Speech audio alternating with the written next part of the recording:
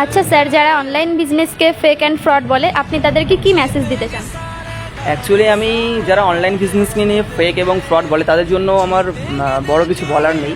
But আমি শুধু তাদের জন্যই একটা মেসেজ দিতে চাই যারা কিনা আমার ফেসবুক, হোয়াটসঅ্যাপ এবং ইনস্টাগ্রামে যারা রয়েছে আমার ফ্রেন্ডরা, তো তারা দেখতে পাচ্ছে আজ থেকে আমি 1 ইয়ার আমার কমপ্লিট হলো এই আমার অনলাইন বিজনেসে।